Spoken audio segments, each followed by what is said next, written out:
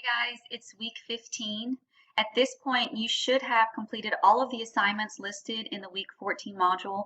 Here's that module there in front of you. Most importantly, you should have submitted your they say, I say introduction with your working thesis statement. I am working really hard to read and provide feedback on those as quickly as possible, but you're going to want to submit that before you move on to the week 15 module. What I want to talk to you about today is moving from the thesis statement and introduction to a full outline for the body of your essay. You'll see that part 1 asks you to do that. So you might want to reread the research project assignment sheet, specifically that section on how to create the outline. Here's a little handout called How to Use the Beam Method. Please read that before moving on. And there's also a sample student outline, and then there'll be a Dropbox for the working thesis and outline. When I complete this video, I will post that video here under number 1. So let's go ahead and get started learning how to move from thesis to outline. All right, first things first, you're going to want to open up a Word document, and then using Roman numerals, just go ahead and create the major sections of your outline. That's the introduction, Roman numeral 1, the body, Roman numeral 2, and the conclusion, Roman numeral 3. Let's begin by talking about the introduction. So once you have your introduction and you've received feedback from me on that introduction and made any revisions I might have suggested, you can actually just simply copy and paste your introduction into your outline, and that would be fine.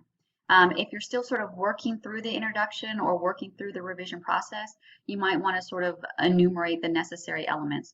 So here I'm using capital letters to enumerate those necessary elements. You want to introduce the topic or conversation, provide a they say. You also want to provide a specific quote from a source. You need to go ahead, if you're filling in this outline, go ahead and tell me what source you're going to be using here, then your positioning, and then your thesis or argument. It's important to note that the thesis sets the outline for the body of the essay.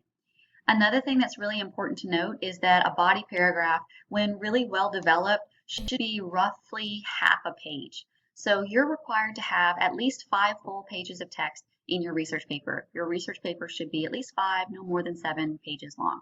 So if you have a 5-page research paper and each paragraph is half a page long, that's 10 paragraphs, including your introduction and conclusion. That means you should have at least 8 body paragraphs. So you might actually want to begin by going ahead and adding 8 capital letters here from A to H, outlining your 8 body paragraph topics. Okay, so here I've outlined 8 body paragraphs, and I'm going to fill in some information here. Remember, as I said before, that the thesis sets the outline for the body of the essay. So let's take another look at this sample thesis that we've already read.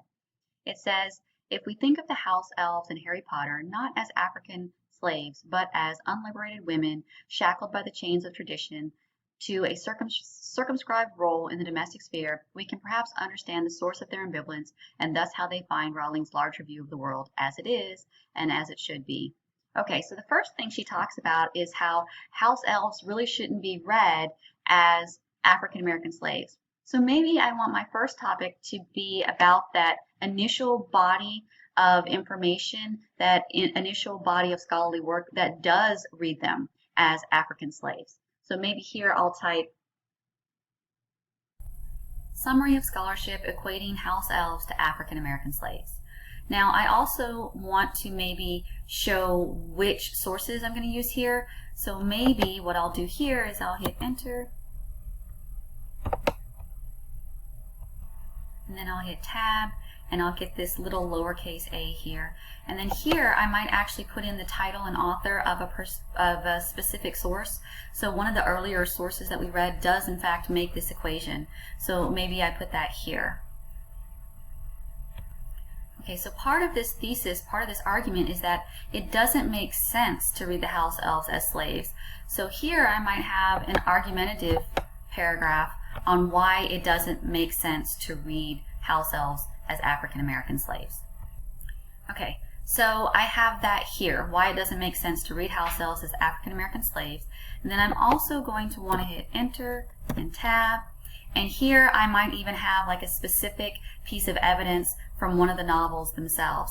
Maybe Winky's reaction to the possibility of being freed, for instance, the idea that house elves have absolutely no desire to be free, that I think is one of the ways in which this reading of the house elves doesn't make sense. So maybe I use that as evidence.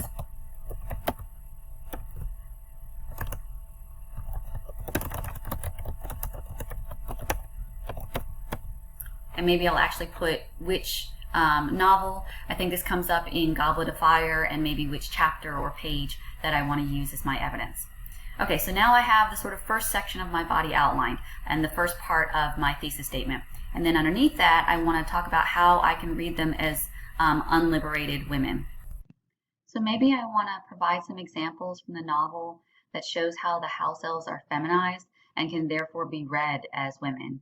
So I might have something in my next body paragraph that talks something about how house elves are feminized by the way they look. And then we also know that they have like high squeaky voices. So often in the way they can sound very feminine. Another part of the argument is that the house elves, who can be read as unliberated women, are circumscribed to the domestic sphere. So what I might have here is a couple of paragraphs talking specifically about how house elves are sort of responsible for domestic labor. So, for example, I could have a paragraph on the Hogwarts house elves who do all of the cooking and cleaning for Hogwarts students.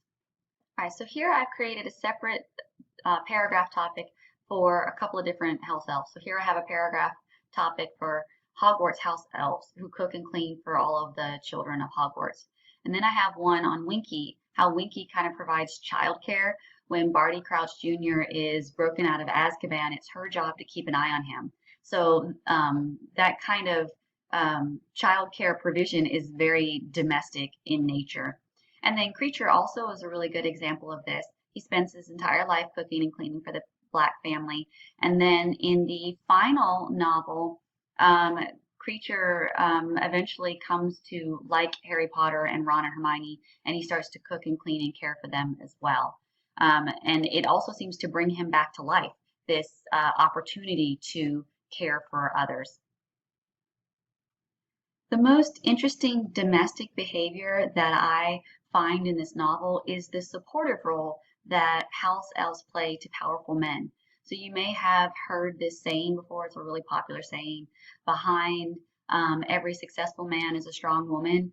And it seems like the house elves provide this element. So Lucius Malfoy is this powerful, successful man, and he has Dobby helping him to be powerful and successful. He is, in effect, his helpmeet. And then the same thing is true for Barty Crouch, who is an official in the wizarding government. He has Winky behind him, helping to clean and cook and care for him so that he can focus on being important and powerful. So this sort of supportive helpmeet role, this supportive role for powerful men, to me is very much a domestic element. So I may have a paragraph on that. Okay, so here I have a body paragraph topic outline that says Dobby and Winky are helpmeets for Malfoy and Lucius Malfoy and Barty Crouch Sr. Okay, let's go back up to my thesis.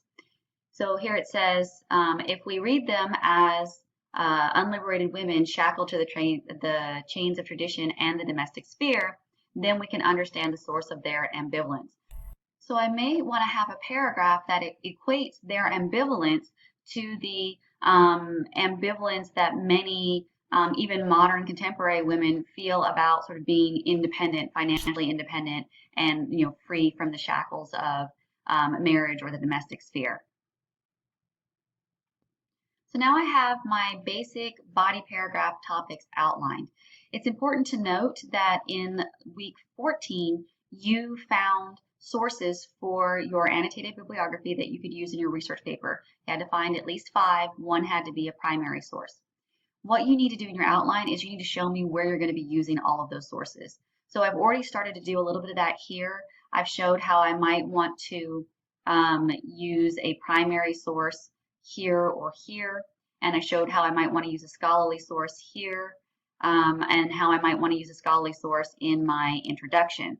you're going to need to show me where each and every one of your sources is going to be used as a piece of evidence in your final essay.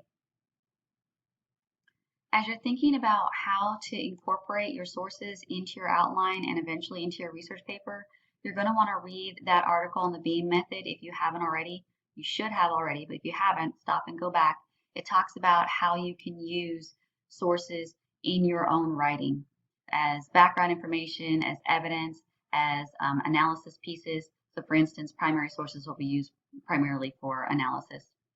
Okay, so the last thing that I want to talk about is your conclusion. I have placed a short video on conclusions on Canvas. You might want to take a look at that. But conclusions are pretty simple. They have three basic elements. You want to restate your thesis. You don't want to repeat it word for word, but you want to remind readers of what your argument is. So if I was going to restate my thesis up here, I might say something like, it makes more sense to read Harry Potter house elves as unliberated women than it does to read them as African American slaves. Right, there's a restatement of my thesis. Then you're going to sum up main points. The general rule of thumb is one summary sentence for every main point.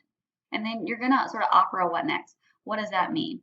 The best way to figure out what that means is to actually watch the video. They give you lots of really great examples, suggestions, solutions, connecting your analyses to sort of real life issues, that sort of thing.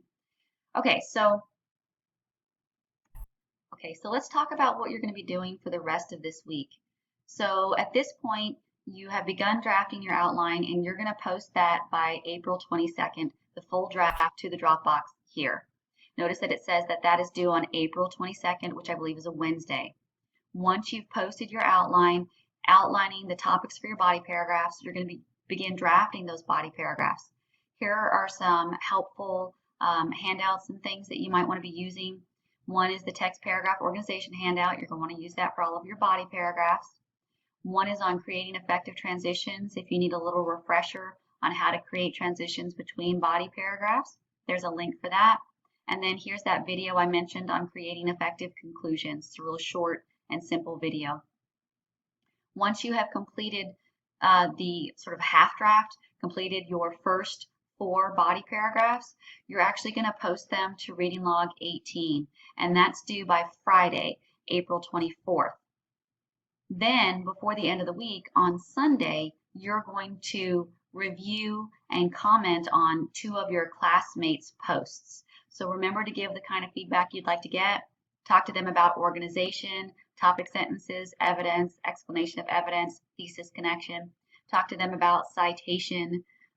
Talk to them about effective transitions, all those kinds of things. We're almost done, guys. Next week, you're going to be creating a full draft and workshopping that draft with your classmates. And then you'll see one more video from me in the week 16 module. That one's on how to create your works cited page. I'm looking forward to finishing off the semester. I hope you are too. Please email me if you get stuck or have any questions along the way.